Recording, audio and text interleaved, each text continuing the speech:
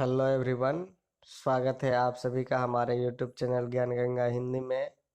और आज हम पढ़ने वाले हैं क्लास 9th के पॉलिटिकल साइंस का पहला चैप्टर। और इसमें है लोकतंत्र ही क्यों।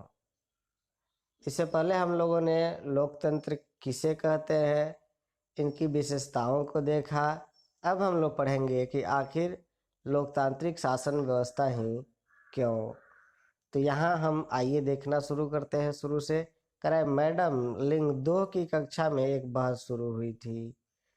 उन्होंने एक अध्याय को यहाँ तक पढ़ाने के बाद छात्रों से पूछा था कि क्या उन्हें लोकतंत्र ही शासन का सबसे अच्छा स्वरूप लगता है। सवाल पर सबने कोई न कोई टिप्पणी की, यानी मैडम के छात्रों ने सवाल जो थे उस पर उन्होंने अपना मत दिया। अब लोकतंत्र के गुणों पर चर्चा और मैडम के वर्ग की एक छात्र का ये जवाब। छात्र का नाम योलांदा। हम लोकतांत्रिक देश में रहते हैं। दुनिया भर में सभी जगह लोग लोकतंत्र चाहते हैं। जिन देशों में पहले लोकतांत्रिक शासन प्रणाली नहीं थी, वहां भी अब इसे अपनाया जा रहा है। सभी महान लोगों ने लोकतंत्र के बारे में अच्छी अच्छी बातें कही है। क्या इतने से ही यह स्पष्ट नहीं हो जाता? यानी योलांदा का कहने का मतलब है कि हमारे यहाँ लोकतंत्र है। दुनिया के अधिकांश देश लोकतंत्र को चाहते हैं। बड़े बड़े लोगों ने लोकतंत्र के बारे में अच्छी अच्छी बातें कही है, तो ये चर्चा का विषय है नहीं है। मान लेनी चाहिए कि लोकतांत्रिक शासन व्यवस्था सबसे अच्छा है, इसलिए तो बड़े बड़े लोग इसके बारे में कहे हैं।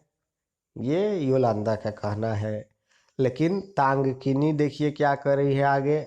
लेकिन लिंगडो मैडम ने कहा था कि हमें किसी चीज को सिर्फ इसलिए नहीं मान लेना चाहिए कि बाकी सभी ने उसे मान लिया है। क्या ऐसा नहीं हो सकता कि बाकी सभी लोग गलत रास्ते पर जा रहे हो? यानी एक दूसरे का तर्क है कि बड़े बड़े लोगों ने इसके बारे में अच्छी अच्छी बातें कही है, सिर्फ इस वजह से हम इसे अच्छा मान लें। या हो सकता है कि जितने लोग जो है बोल रहे हैं कि ये सही है, वो सब गलत हो। और इसका मतलब तो ये नहीं कि अगर गलत रास्ते पर लोग जा रहे हो उसको भी हम सही मान लें। हमारे पास भी शक्ति है, हमको भी चाहिए कि उस चीज पर जांच पड़ताल करें कि क्या यह सही है या गलत है। जेनी, हाँ, यह गलत रास्ता ही है। लोकतंत्र ने हमारे देश को क्या दे दिया है? आधी सदी से ज्यादा समय से लोकतंत्र है और तब भी देश में इतनी अधिक गरीबी है। जेनी ने कहा कि हाँ, यह निश्चित तौर पर गलत रास्ता है, क्योंकि गलत रास्ता नहीं होता, सही रास्ता होता तो आज हमको सफलता मिली होती। क्या करे कि आधी सदी से ज्यादा हो गया। सदी बोला जाता है 100 साल को, यानी आधी सदी, यानी कहने का मतलब कि 50 साल। इनके बावजूद भी अगर देश में इतनी अधिक गरीबी है तो क्या हम ये मान सकते हैं कि लोकतंत्र सही है? अब रिबियांग का तर्क, लेकिन लोकतंत्र इसमें क्या कर सकता है? क्या हमारे यहाँ लोकतंत्र के कारण गरीबी है? लोकतंत्र होने के बावजूद भी गरीबी है? यहाँ रिबियांग का कहना है, लेकिन लोकतंत्र इसमें क्या कर सकता है? क्या हमारे यहाँ लोकतंत्र के कारण गरीबी है या फिर लोकतंत्र होने के बावजूद भी गरीबी है? रिबियांग का कहना है कि गरीबी है तो इसमें लोकतंत्र जिम्मेवार है। जेनी, जो भी है इससे क्या फर्क पड़ता है? मुद्दा यह है कि हम इससे शासन का सर्वश्रेष्ठ रूप नहीं मान सकते। लोकतंत्र का मतलब है अराजकता, अस्थिरता, भ्रष्टाचार और दिखावा। राजनेता आपस में ही लड़ते रहते हैं, देश की परवाह किसे है? जेनी का कहना है कि इससे क्या फर्क पड़ता है। मुद्दा यह है कि शासन का सर्वश्रेष्ठ रूप इसे कैसे मान सकते हैं। लोकतंत्र का मतलब, चेनी के अनुसार लोकतंत्र का मतलब है अराजकता, अस्थिरता, भ्रष्टाचार और दिखावा। राजनेता आपस में ही लड़ते रहते हैं, देश की परवाह किसे। यानी लोकतंत्र में ये सब चीजें होती है, भ्रष्टाचार है, नेता दिखावा करते हैं, देश में अराजकता की स्थिति है।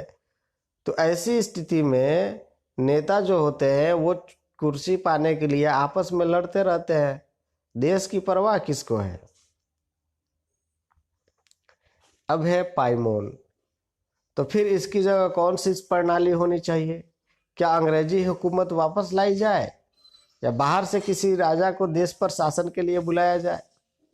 अब इन लोगों ने कहा कि जब लोकतांत्रिक शासन व्यवस्था में ये सब खामियां हैं तो पाइमोना का कहना है कि क्या करें, अंग्रेजों को बुला ले, या अंग्रेज जो शासन चलाते थे वही अच्छा था, या किसी दूसरे देश के राजा को यहाँ बुला लिया जाए जो आकर के शासन चलाए। तो रोज का जवाब, पता नहीं, पर मुझे लगता है कि देश को एक मजबूत नेता की जरूरत है। ऐसे नेता की जिसे चुनाव की, सांसद की परवाह न हो, एक ही नेता के पास सारे अधिकार हो, देश के हित में जो कुछ जरूरी हो वह सब करने में उसे सक्षम होना चाहिए। सिर्फ इसी से देश के गरीबी और भ्रष्टाचार खत्म होंगे। अब रोज का कहना है कि पता नहीं, मुझे तो लगता है कि एक ही नेता होना चाहिए और उसे न तो चुना जाना चाहिए और न ही संसद की परवाह होनी चाहिए। यानी जो देश हित में जरूरी जो भी हो वो सब करे, और ऐसे करके ही देश में गरीबी और भ्रष्टाचार को खत्म किया जा सकता है। कोई पीछे से चिल्लाया, इसी को तानाशाही कहते हैं। देखिए कितने अच्छे ढंग से यह समझाने की कोशिश की गई है कि इसे को तानाशाही कहते हैं। अगर पूछा जाए कि तानाशाही शासन व्यवस्था क्या है तो क्या हो जाएगा कि ऐसे नेता जिनका चुनाव न हो या जिस संसद की परवाह न करे और उसके पास सारे अधिकार हो, उसको हम, उस तरह की शासन व्यवस्था को हम तानाशाही शासन व्यवस्था कहते हैं।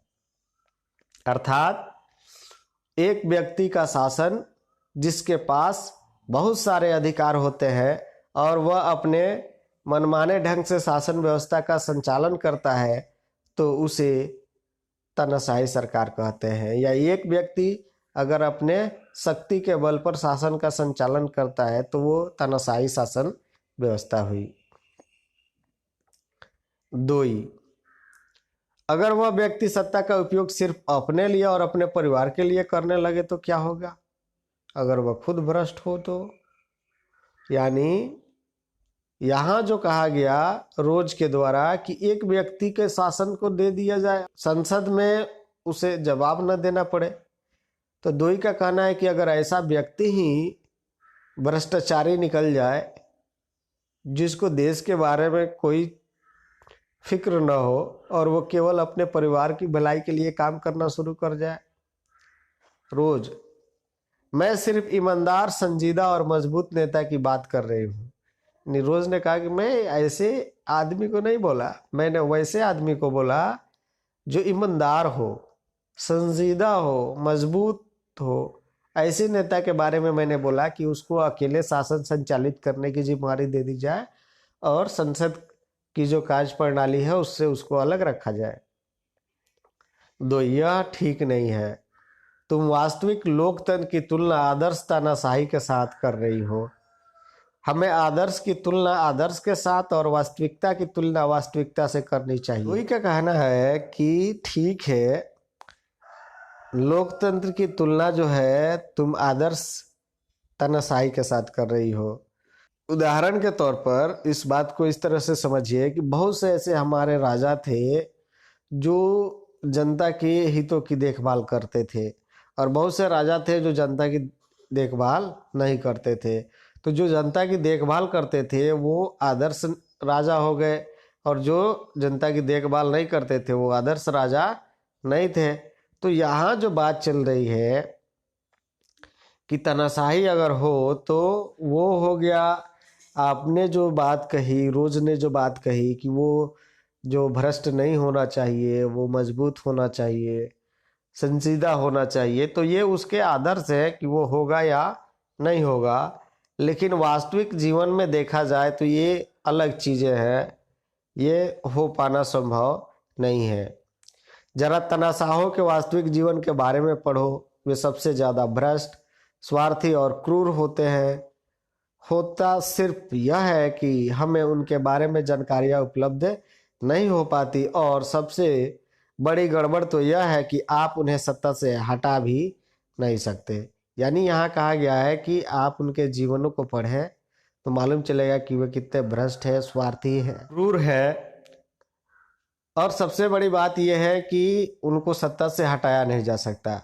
और दूसरी चीज़ है कि उनके पास बारे में जानकारियाँ उपलब्ध नहीं हो पाती, क्योंकि तानाशाही हैं तो उनके बारे में अखबार नहीं छप सकते, उनके विरोध में कोई चीज़ें बोल नहीं सकता है।